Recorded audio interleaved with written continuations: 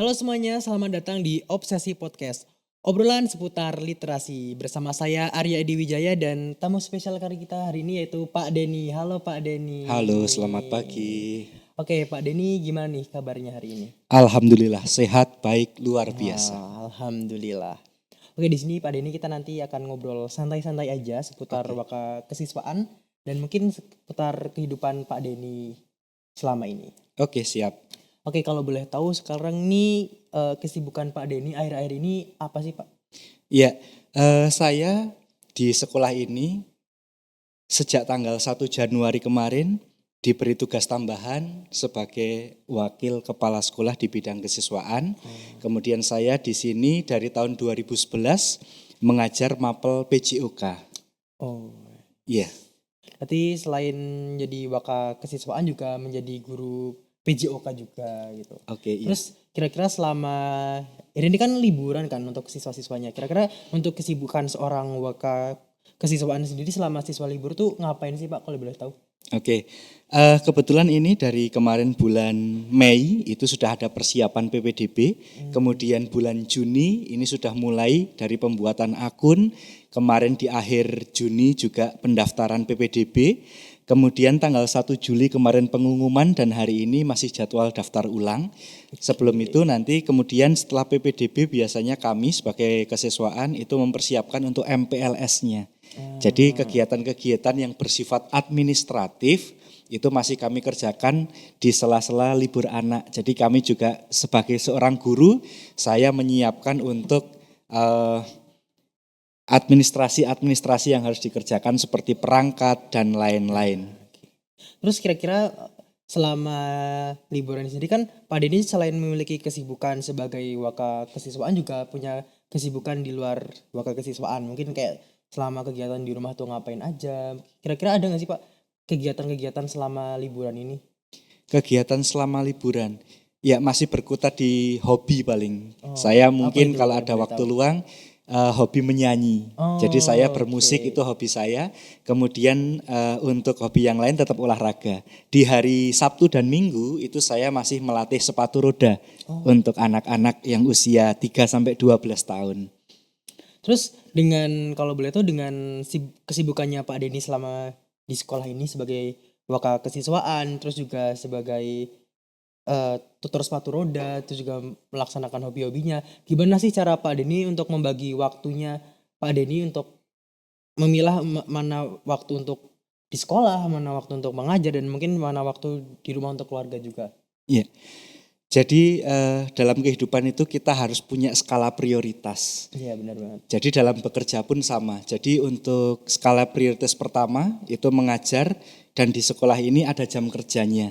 Jam 7 sampai jam setengah 4 di hari Senin sampai Jumat. Skala prioritas saya adalah bagaimana saya mengajar, bagaimana saya nanti berposisi sebagai waka kesiswaan dan lain-lain. Di luar itu di hari libur itu kami nanti akan misalkan Sabtu Minggu itu waktu untuk pertama keluarga. Karena keluarga juga butuh porsi itu. Dan di hari Sabtu Minggu kebetulan ada waktu luang. Setiap waktu luang saya mencoba membuat hal-hal yang bermanfaat. Ya salah satunya dengan melatih sepatu roda seperti itu. Terus juga Pak Denny kan sebagai waka kesiswaan di SMA Negeri 2 Purworejo ini.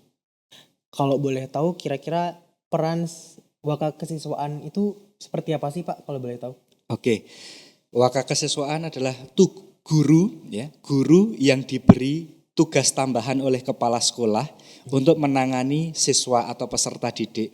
Dalam hal ini waka kesiswaan itu punya peran yang pertama bagaimana membuat peserta didik itu tertib. Di sekolah tentunya punya tata tertib dan bagaimana waka kesiswaan itu menjaga ketertiban yang ada di sekolah. Kemudian waka kesiswaan itu tentunya banyak program yang berkaitan dengan peserta didik. Contohnya ada kegiatan intrakurikuler, ekstrakurikuler, kemudian beberapa lomba, kemudian juga ada hal-hal lain yang kaitannya dengan mungkin mutasi peserta didik dan lain-lain seperti itu. Jadi fungsinya adalah membantu kepala sekolah dalam hal kegiatan peserta didik. Terus kalau boleh tahu kan sebagai waka kesiswaan tuh kan pasti punya program juga.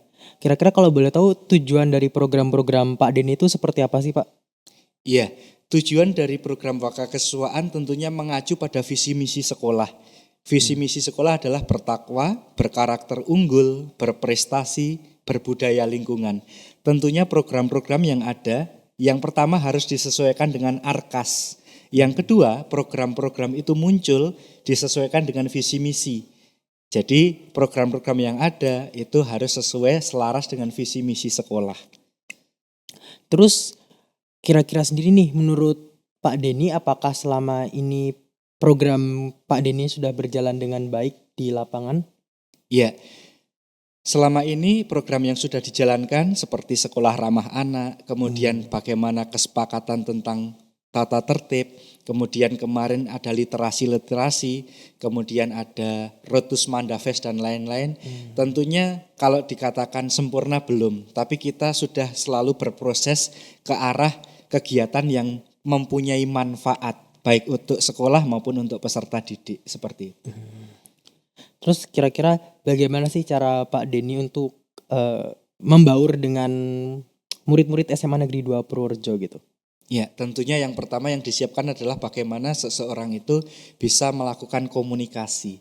Inti dari hubungan itu adalah bagaimana cara berkomunikasi yang efektif dan efisien. Benar-benar. Kapan kita menempatkan diri sebagai guru, kapan kita menempatkan diri sebagai teman, dan kapan kita menempatkan diri sebagai partner kerja. Jadi dengan sesama guru, dengan sesama karyawan, atau dengan murid, kita yang paling pokok nanti adalah bagaimana komunikasi yang ada. Kemudian juga nanti mengembangkan kerjasama. Kemudian bagaimana tetap menjaga etika dan bagaimana kita tetap nanti mengembangkan intrapersonal dan interpersonal kita. Hubungan baik kita dengan diri sendiri, kita harus bagaimana bisa mengontrol diri sendiri dan hubungan baik kita dengan sesama. Berarti emang harus memiliki komunikasi yang baik Ya, untuk intinya. menjadikan sebuah hubungan itu berjalan dengan lancar. Ya. Kan juga kalau ngomong-ngomongin komunikasi kan pasti tidak lepas dari karakter siswa. Nah, untuk karakter siswa sendiri kira-kira SMA Negeri 2 itu memiliki standar karakter siswa yang seperti apa sih Pak kalau boleh tahu? Ya, dengan adanya beberapa perubahan di dunia pendidikan yang sekarang misalkan ada sistem zonasi, itu juga sedikit mempengaruhi terhadap karakter siswa. Yang anak-anaknya yang dulu mungkin di pendidikan benar-benar fokus pada prestasi, kalau sekarang ada beberapa yang besok saya rumahnya dekat sekolah, pasti saya masuk sekolah dan lain-lain, pasti masuk di SMA 2 seperti itu. Ada beberapa perubahan karakter terutama di bidang etika yang saya lihat. Kita tidak memungkiri karena memang dunia sekarang digital. Semua dengan HP itu kayak sudah mempunyai dunia sendiri. Artinya banyak anak yang sudah punya dunia sendiri, introvertnya juga mulai muncul nih. Artinya ngobrol sama teman itu paling pas mabar atau ini. Kemudian kalau ada mungkin guru dalam pembelajaran kurang memperhatikan karena mungkin bisa cari di Google kayak gitu.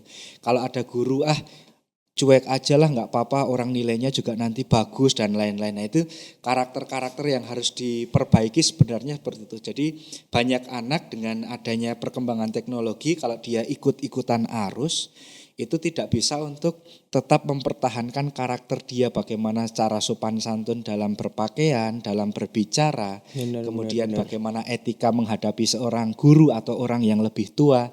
Ini adalah hal-hal yang dalam tanda kutip masih jadi PR saya untuk bagaimana membentuk karakter menjadi karakter yang sesuai dengan perannya lah. Siswa berperan sebagai siswa, guru berperan sebagai guru. Jadi kita mencoba kita sebagai manusia berperan sesuai apa yang kita jalani sekarang. Terus kira-kira gimana sih cara Pak Denny untuk mengatasi hal tersebut? Ya tentunya yang pertama selalu di awal akan mensosialisasikan tata tertib dan selalu ada kesepakatan.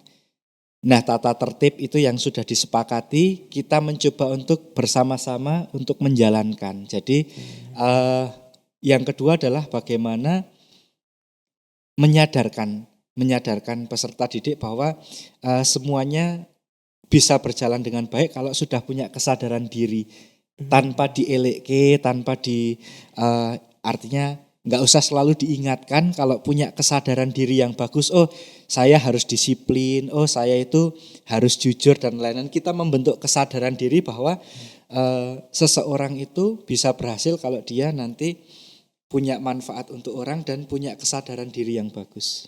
Iya, berarti emang perlu dari kesadaran diri juga gitu kan Iya. Pak ya. Terus kalau boleh tahu emang kan siswa itu memiliki karakter yang berbeda-beda tentunya. Terus gimana sih cara Pak Denny ini untuk menghadapi karakter siswa itu yang berbeda-beda? Dan mungkin juga ada beberapa yang tidak sesuai dengan standar yang diinginkan oleh Pak Denny, dan bagaimana cara Pak Denny itu menanggapi hal-hal tersebut? Ya, tentunya ada yang karakter baik. Saya yakin setiap manusia itu pasti punya karakter baik dalam dirinya. Cuma Benar, ada yang benar, terasa, ada yang tidak. Iya. Yang pertama, tentunya kita kalau ada peserta didik yang misalkan melanggar aturan, tentunya kita panggil, kita komunikasikan dulu. Kalau di dalam komunikasi tersebut ternyata butuh nanti psikolog atau nanti bantuan dari pihak ketiga, tentunya kami akan menghadirkan orang tua juga. Jadi kalau dirasa nanti butuh pendampingan, itu nanti biasanya nasihat sekali tidak bisa memperbaiki sikap, itu nanti kita panggil orang tuanya, kita datangkan mungkin psikolog atau nanti minimal nanti dari kepala sekolah. Kepala sekolah juga nanti akan juga punya peran dalam hal ini apabila ada karakter-karakter yang mungkin menyimpang. Tentunya ada karakter-karakter yang baik yang terus kita pacu untuk bisa berprestasi ya sesuai dengan bidangnya, seperti itu. Berarti emang harus benar-benar diperhatikan juga, mau misalkan karakternya sudah baik, meskipun ada yang perlu diasah juga. Sekolah tuh tetap memperhatikan semua siswanya juga. Jadi masih dibantu juga dalam penyelesaiannya juga gitu kira-kira Pak ya. Iya. Terus kalau boleh tahu kan kemarin sekolah ini kan baru launching sekolah ramah anak nih Pak. Iya. Kira-kira apakah program-program atau komitmen sekolah ramah anak ini sudah berlaku atau udah berjalan di sekolah atau belum itu Pak? Iya. Dalam poin sekolah ramah anak, artinya sekolah yang zero bullying, ini kemarin sudah di launching dan alhamdulillah sampai hari ini tidak ada laporan tentang bullying atau tindak kekerasan baik verbal maupun fisik. Tapi itu tidak sebatas hanya di situ. Kita tiap hari selalu berproses bagaimana bahwa sekolah ramah anak itu juga tidak hanya tentang kekerasan. Bagaimana sekolah ramah anak itu juga semuanya nyaman. Yang pertama semuanya nyaman di sekolah, baik itu gurunya, baik itu karyawan yang ada, baik itu peserta didiknya, semuanya mendapat kenyamanan di sekolah. Kemudian bagaimana sekolah ramah anak itu juga mengatur perilaku, bagaimana dalam menggunakan gadget, bagaimana dalam berinternet sehat, bagaimana kalau ada penanganan nanti ada sistematikanya. Misalkan di sekolah ramah anak misalkan terjadi bullying atau terjadi kekerasan, bagaimana alur penyelesaiannya. Itu kita selalu nanti sosialisasikan setiap periode ya.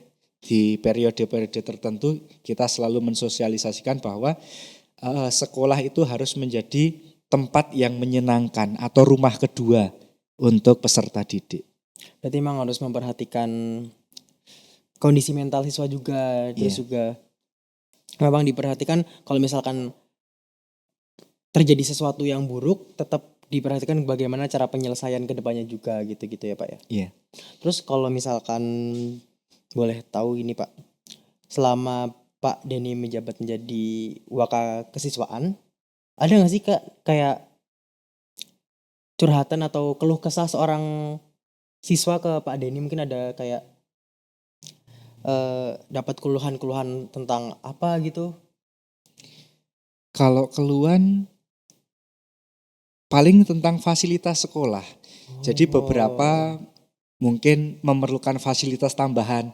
Kebetulan saya mengajar PJOK olahraga. Iya. Kebetulan kita belum punya indoor untuk lapangan basket. Iya. Tapi sementara itu kita memang dari sekolah dana yang ada itu baru dana BOS dan BOP.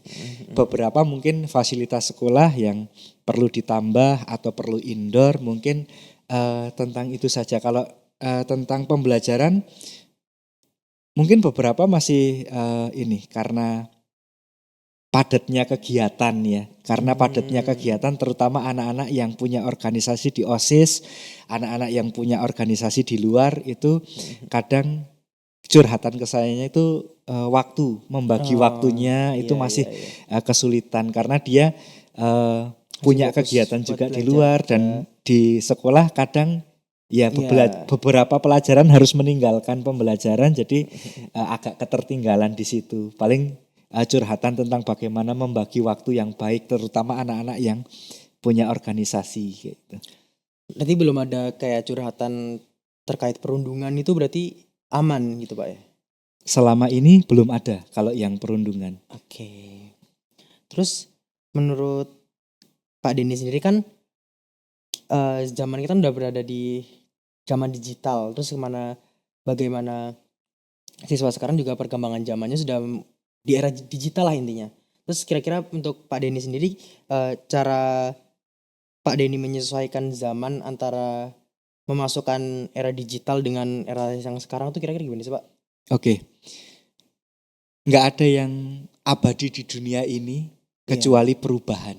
iya, benar-benar. Mau tidak mau kita sebagai manusia harus mau berubah mengikuti dengan perkembangan zaman. Tapi yang penting kita tidak kehilangan jati diri. Kita boleh berubah sesuai dengan perkembangan zaman, kita juga harus berubah menyesuaikan dengan kondisi yang ada. Tapi yang penting kita tidak kehilangan personalitas. Bagaimana kita dulu, kemudian bagaimana kita harus punya karakter, kemudian untuk membangun identitas siapa kita nantinya. Jadi tidak terlepas dari hal-hal baik yang sudah ditanamkan dari kecil. Benar, benar, benar. Jangan mudah terbawa arus global yang tidak disaring terlebih dahulu. Kita harus punya filter dalam diri apa yang baik untuk kita dan kita laksanakan, apa yang buruk untuk kita dan kita harus tinggalkan. Terus kalau boleh tahu cara Pak Dini untuk menghadapi siswa-siswa yang mungkin udah karena dengan banyaknya informasi dari media-media luar terus akhirnya informasi tersebut tuh mempengaruhi karakter siswa juga. Mungkin tidak hanya informasi yang positif, mungkin juga beberapa ada informasi yang negatif. Nah, kira-kira untuk Pak Denny sendiri gimana sih cara menghadapi siswa yang sudah terkena kenakalan remaja? Gitu kira-kira seperti apa sih, Pak? Iya. Inti dalam menghadapi sebuah masalah atau permasalahan adalah bagaimana menciptakan komunikasi yang efektif. Iya. Bagi beberapa anak yang mengalami kendala atau menyimpang, tentunya kita akan panggil, kita akan lakukan komunikasi, kita akan lakukan diskusi, sharing-sharing, kemudian apa hal yang membuat dia menyimpang, apakah bisa diperbaiki, dan sekolah ini adalah sekolah yang membebaskan anak untuk berkreasi. Tapi kalau kreasinya nanti terlalu menyimpang, ya kita mungkin akan carikan seperti ibu kepala sekolah kemarin. Kalau memang tidak bisa beradaptasi dengan lingkungan SMA 2, ya kita nanti akan carikan sekolah yang lebih baik dari sekolah ini. Untuk siswa-siswa yang dalam tanda kutip punya Iya. kreatif yang terlalu berlebih, kita akan mencarikan juga sekolah yang berlebih seperti itu. Terus kalau boleh tahu selama Pak Denny menjadi wakil kesiswaan ini suka dukanya apa sih Pak menjadi seorang wakil kesiswaan kalau boleh tahu? Sukanya sebenarnya setiap hal itu bisa dinikmati ya. Artinya kita itu sebagai seseorang pasti punya peran dan kalau peran itu bisa dijalankan sebenarnya bisa dinikmati. Kalau yang pertama ya bersyukur saja. Intinya adalah bersyukur, berterima kasih. Tentunya setiap hal itu sudah atas izin Tuhan seperti itu. Jadi kita menjalankan peran dengan sebaik mungkin sebagai manusia. Bagaimana hidup itu seperti wayang lah, kita menjalankan lakon dari dalang seperti itu. Yang wajib adalah selalu bersyukur dan nanti apabila ada permasalahan selalu ada komunikasi seperti itu. Jadi suka dukanya semua hal saya buat untuk mengambil hikmah positif dan gembira aja sih, gembira aja. Berarti kalau menurut Pak Denny sendiri kalau selagi bisa dibuat happy ya Iya. tetap jadi lebih gampang gitu. Iya, lebih ngalir enjoy juga, aja iya. ya, enjoy aja. Tapi kira-kira menurut Pak Denny sendiri untuk Pak Denny kan sebagai guru olahraga juga. Kira-kira sebagai guru olahraga sendiri dan sebagai wakakesiswaan sendiri itu mengganggu waktu Pak Denny gitu juga nggak sih? Misalkan yang sebenarnya tanggung jawabnya full untuk menjadi guru terus harus dibagi menjadi wakakesiswaan juga. Iya. Kalau dibilang waktu mengganggu enggak juga ya. Artinya gini, untuk sebagai wakakesiswaan itu saya nanti mendapatkan tambahan jam 12 dan di mengajar saya juga hanya diwajibkan mengajar 12 jam selama seminggu. Selama saya mengajar nanti fokusnya berarti saya sebagai guru. Setelah saya tidak mengajar fokus saya sebagai wakakesiswaan. Dan alhamdulillah jam mengajar saya pagi terus, artinya di pagi hari itu saya konsentrasi sebagai guru, nanti setelah mengajar mungkin jam 11:30 sampai Fokus nanti ke waka. fokus ke waka sampai Iya. pulang sekolah. Artinya alhamdulillah masih bisa membagi waktu. Terus kira-kira selama Pak Denny menjadi seorang wakakesiswaan ini ada nggak sih tantangan-tantangan selama mungkin menjalankan program dan sebagainya? Kira-kira ada nggak sih tantangan-tantangannya gitu? Ya pasti di setiap kegiatan pasti ada tantangan.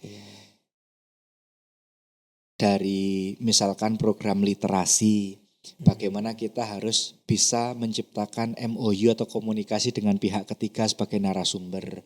Misalkan ada kegiatan kemarin launching itu, tentunya kita harus menghadirkan beberapa pihak yang terkait. Kemudian kegiatan misalkan ekstrakurikuler, kegiatan apapun, tentunya tantangannya bagaimana kita membina komunikasi yang baik, terutama dari pihak luar. Karena kita tidak bisa sekolah ini berjalan sendiri. Tentunya kita membutuhkan pihak-pihak luar untuk bisa bekerja sama dengan sekolah kita. Kemudian tantangan yang lain mungkin beberapa tentang pendanaan. Karena sekolah sekarang SMA itu gratis, beberapa hal itu tidak tercover di RKAS. Sehingga beberapa lomba kemarin memang siswa harus mandiri. Jadi itu yang mungkin sedikit cerita tentang wakakesiswaan bagaimana mengelola kegiatan-kegiatan karena memang ada beberapa kegiatan yang harus mandiri seperti itu. Terus kira-kira untuk mengatasi kesulitan itu gimana sih Pak kalau boleh tahu? Oke, saya contohkan misalkan kegiatan OSN. Iya. Anak-anak yang sudah terpilih dalam OSN itu akan dikumpulkan. Kemudian orang tua dari anak-anak tersebut akan juga dikumpulkan. Kami memberikan sosialisasi bagaimana tentang pembiayaannya. Nah, antara sekolah dan orang tua nanti harus mencapai kesepakatan, oh ini nanti program yang akan dilaksanakan sekolah dengan biaya segini kita komunikasikan. Jadi misalkan dalam hal biaya kita akan selalu komunikasikan dengan orang tua.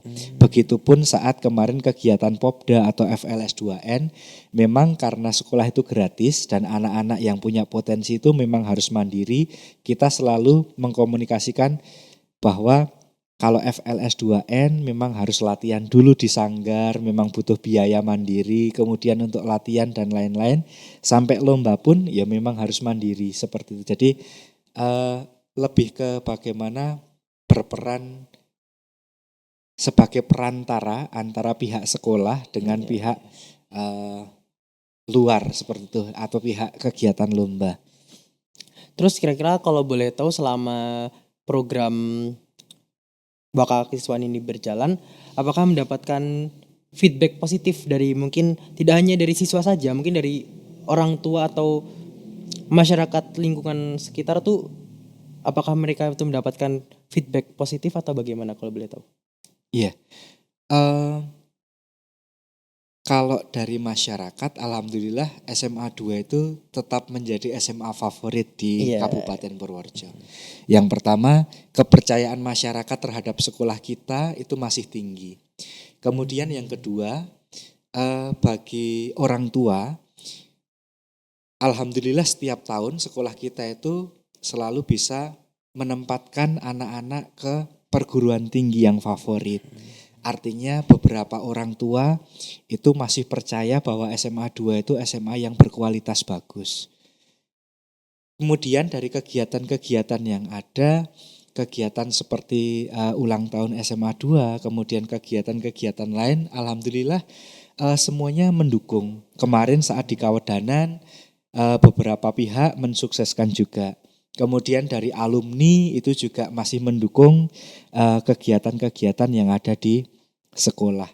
Artinya dari alumni, dari orang tua atau dari masyarakat itu masih mempunyai harapan besar kepada sekolah ini untuk tetap maju, untuk tetap mempertahankan mutunya seperti itu.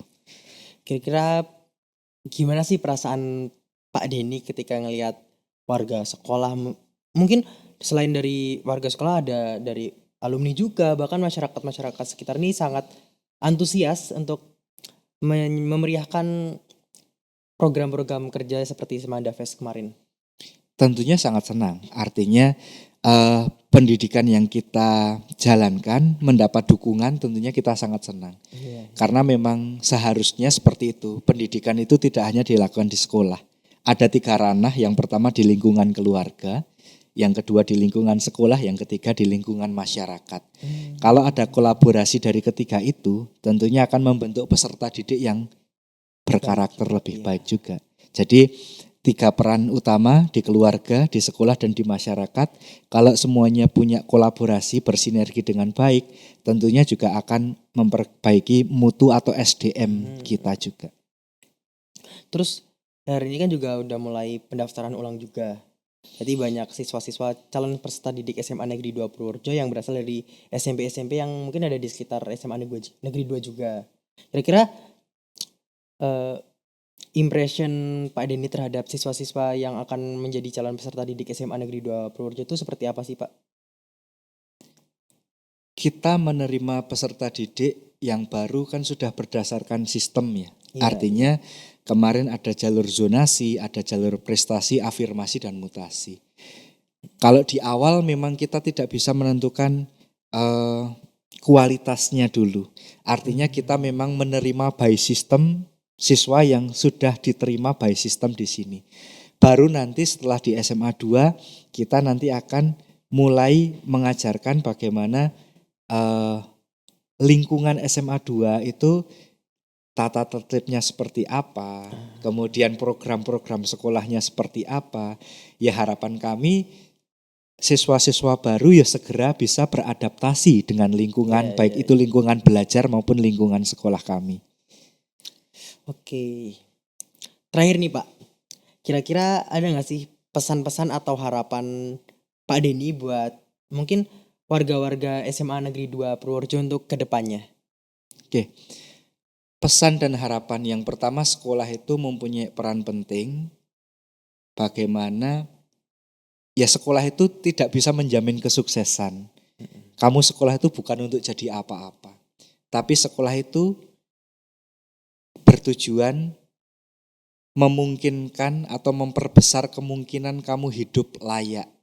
Bagaimana kamu bisa hidup layak? Ya dengan mengikuti yang pertama, harus punya nalar kritis. Kalau yang pertama yang digaungkan di sekolah, siswa-siswanya saya pesan harus punya nalar kritis. Yang kedua, siswa-siswa yang ada di SMA 2, saya berpesan untuk bisa melakukan komunikasi yang efektif dan efisien. Dan harus tahu perannya, dengan siapa dia komunikasi, bagaimana menyesuaikan dengan siapa dia berkomunikasi. Kalau dengan teman komunikasinya seperti ini, dengan bapak ibu guru seperti ini, dengan orang luar seperti ini. Jadi harus memaksimalkan bagaimana menjalankan komunikasi yang efektif. Kemudian tetap nanti harapan dari sekolah sesuai dengan visi misi adalah membentuk karakter unggul. Bagaimana anak-anak itu punya etika yang bagus, punya kejujuran yang bagus, ya, kemudian punya disiplin yang bagus, kemudian punya tanggung jawab. Jadi kadang setiap orang itu pasti melakukan kesalahan, tapi yang penting bagaimana anak-anak itu bisa bertanggung jawab. Nah, harapan-harapan seperti itu yang kami inginkan di SMA 2. Kemudian silahkan siswa mempunyai peran ya sesuai dengan bakat dan minatnya. Jadi silahkan mengasah skill, mengasah keterampilan itu untuk bekal ke depan. Jadi sekolah tidak hanya mencari nilai, tidak hanya mencari pengetahuan, tapi sekolah itu bagaimana dia memanfaatkan ini, apa yang bisa dikembangkan potensi dan bakat dia. Seperti itu, benar-benar mengasah potensi dan bakatnya. Tidak hanya sekolah datang, dapat nilai, sudah. Karena anak-anak itu seperti kalau datang hanya mencari nilai itu percuma gitu loh. Sekolah hanya mencari ijazah itu percuma, tapi sekolah itu mencari cara bagaimana dia dapat bernalar kritis. Jadi sekolah itu tempat untuk berpikir atau bernalar kritis, bukan hanya untuk mencari ijazah. Itu saja harapannya.